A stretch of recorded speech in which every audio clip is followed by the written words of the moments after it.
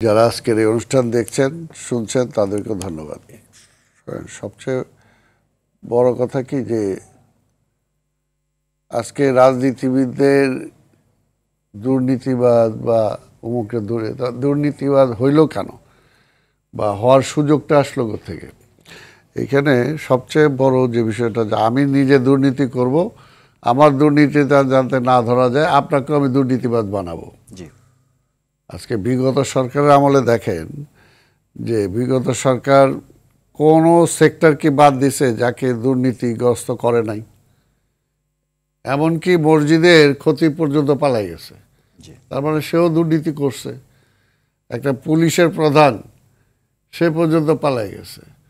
একটা দুর্নীতি যারা দূর করবে সেই সমস্ত প্রতিষ্ঠান তারাও সেগুলো ছেড়ে চলে গেছে। অর্থাৎ এটা হলো যে টোটাল প্রসেসটাকেই এমন পর্যায়ে নিয়ে গেছে যেখানে আপনি চাইলেও ভালো থাকার কোনো সুযোগ নেই, এমন একটা জায়গায় নিয়ে গেছে। অর্থাৎ একটা অবক্ষয়, মারাত্মক একটা সামাজিক অবক্ষয়ের মধ্যে আজকে দেশটাকে আমরা ঠেলে দিয়েছি, তাই না?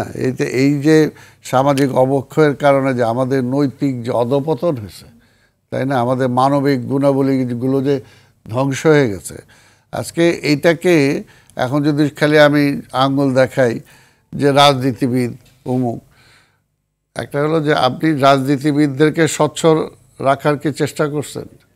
আপনি মসজিদের ইমামকে কি স্বচ্ছ রাখার চেষ্টা করছেন? রাষ্ট্রীয় দায়িত্ব আছে যে এমন কিছু প্রতিষ্ঠান থাকে যে প্রতিষ্ঠান, মনে করা হাইকোর্টের বিচারপতি, তাকে তো কোনোভাবে যাতে দুর্নীতি না জড়ায় তাকে ওইভাবে রাখতে হবে। আগে আমরা দেখতাম যে হাইকোর্টের বিচারপতিরা তো কোনো অনুষ্ঠানে যেত না, নর্মালি পারিবারিক অনুষ্ঠানেও যেত না, কিন্তু আমরা এই লাস্ট সরকারের আমলে কি দেখছি আমরা, তাই না?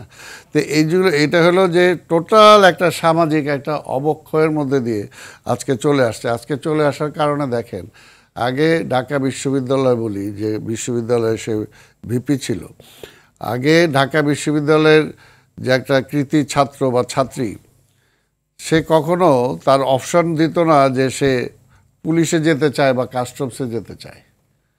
কিন্তু এখন দেখেন বেশিরভাগই দেখবে যে তারা অপশন দিচ্ছে সে পুলিশ বা কাস্টমস, অর্থাৎ অর্থাৎ আমি ওইটাতে আমার ক্ষমতা আছে, টাকা আছে।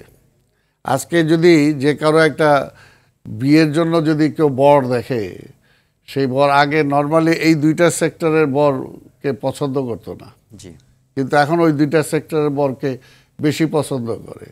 এখন বেতন কত পায় সেটা জানতে চায় না, উপরি কত পায় সেটাকে জানতে। অর্থাৎ টোটাল যে একটা সামাজিক যে অবক্ষয় চলে আসছে, এটার কারণটা হলো যে আজকে ন্যাচারালি এখানে রাজনীতিবিদ বা দেশ শাসন যারা করে তারা তো এটার বাইরে না, কিন্তু এই আইনগুলো কারা, আমরা যতই বলে পার্লামেন্ট আইন হয়, কিন্তু সব কিছু কিন্তু করে কিন্তু ব্যুরোক্রেটরাই করে।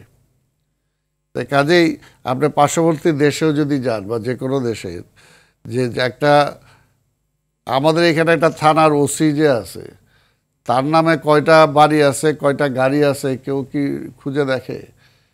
কিন্তু আজকে গুলশান, বনানী বা বাড়িধারা যান, কয়টা এমপি, কয়টা রাজনীতিবিদ যারা প্রতিষ্ঠিত অর্থে রাজনীতিবিদ, ব্যবসায়ী রাজনীতিবিদ না, কয়জনের বাড়িঘর আপনি খুঁজে পাবেন সেখানে। আর আরেকটা কথা হলো যে এইটাকেও, এই রাজনীতিবিদদেরকেও যে পলিউটেড করার জন্য দেখেন, এই যে আগে যেটা ছিল না কোনোভাবেই, কোনো ডেভেলপমেন্ট ওয়ার্কে কোনো জাতীয় সংসদ সদস্যরা জড়িত থাকতে পারতো না, কিন্তু পরবর্তীতে যে দেখা গেল যে ডেভেলপমেন্ট ওয়ার্ক কোনোভাবে এমপির কনসার্ন ছাড়া হবে না।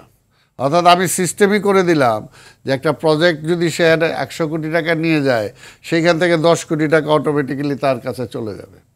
অর্থাৎ আমি জেনে শুনে তাকে আমি বানাচ্ছি দুর্নীতিবাজ।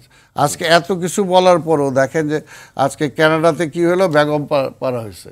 সেই বেগমপাড়াতে কয়টা রাজনীতিবিদ আছে আর কয়টা সমাজের অন্যান্য স্তরের লোকজন আছে? আজকে এই মালয়েশিয়াতে সেকেন্ড হোম হয়েছে, সেই সেকেন্ড হোমে কয়টা পলিটিশিয়ান আছে আর কয়টা আদার্স আছে? অর্থাৎ আমি বললাম এই করেই যে আজকে যদি দেশে আপনি যদি আইনের শাসনটাকে আপনি নিশ্চিত যদি করেন এবং জবাবদিহিতারা যদি এই দুইটাতে জায়গাতে স্ট্রিক্ট করেন, এই দুইটা জায়গা যারা স্ট্রিক্ট করবে তারাই তো পলিউটেড হয়ে গেছে। যে কিন্তু আইনের শাসন এবং জবাবদিহিতা এটা তো নিশ্চিত করার দায়িত্ব বেসিক্যালি রাজনীতিবিদদেরই। তারাই আইন পাস করবে, সংসদে যাবে। পাস করলে তো হবে না, আইন তো আছেই। জি, আইন তো আছে, আপনি এই অপরাধ করলে এই সাজা, কিন্তু সেই আইনের প্রয়োগ তো নাই। জি, আইনের তো প্রয়োগ নাই।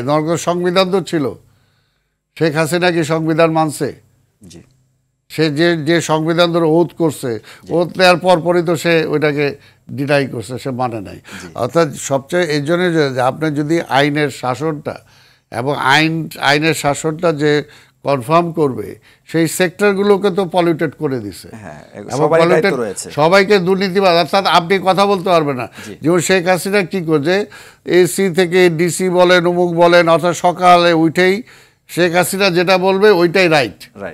তা না হলে কি সে ঢাকায় থাকতে পারবে না, বা চিরাং থাকতে পারবে না, তার চাকরিটা থাকবে না, তো ওএসডি থাকবে না। অর্থাৎ এমন একটা যেটা স্বৈরাচাররা করে, অর্থাৎ একটা ভয়, একটা ভীতির মধ্যে টোটাল রাষ্ট্রটা নিয়ে গেছিল। তো সেইখান থেকে বের হয়ে আসতে হলে আমাকে এই দুইটা জায়গাকে কনফার্ম করতে হবে, যে আমাকে আইনের শাসনটা এটাকে কনফার্ম। আপনি দেখেন ঢাকা শহর থেকে এই ফার্মগেট থেকে ক্যান্টনমেন্টে ঢোকার আগ পর্যন্ত কেউ ট্রাফিক রুলস অনেকে মানে না, কিন্তু যখন ক্যান্টনমেন্টে ঢুকে তখন ঠিকই মানতেছে। অর্থাৎ আমাকে আইনটা যেটা আছে, আইনের প্রয়োগটা নিশ্চিত করতে হবে, এবং সেটা যার জন্যই হোক, সেটা রাষ্ট্রপতির জন্য হোক, সেটা প্রধানমন্ত্রীর জন্য হোক, সেটা যার জন্য। কিন্তু এখানে আইন ভঙ্গ করে কারা? যার যত ক্ষমতা আছে সেই কিন্তু আইন ভাঙে।